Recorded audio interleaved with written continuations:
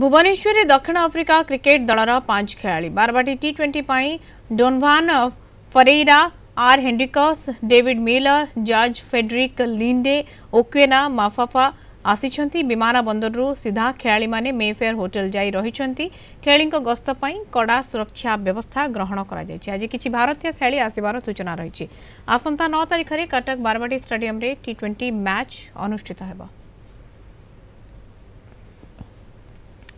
तापस Parida Bhubaneswar reporter सीधासख आम सहित जोड़ी होती मेफेयर सम्मुखर तापस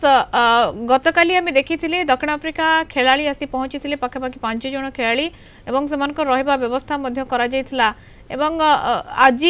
कौन सूचना मिलूँ से अभ्यास करने ये सबको नहीं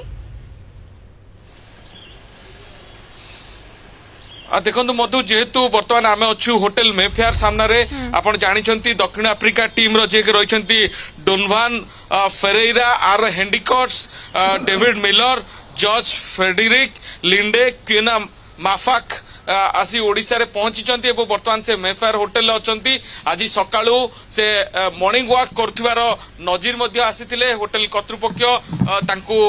कड़ा सुरक्षा बल भितर रखा जायछि एवं पुलिस एठारे उपस्थित रही आप देखिपे होटेल बाहर जो भाव में कमिशन पुलिस कर्मचारी माने बर्तमान पैंतरा मारुंट कारण होटेल बर्तमान गोटे कड़ा सिक्यूरीटी जोन भितर रही जेहेतु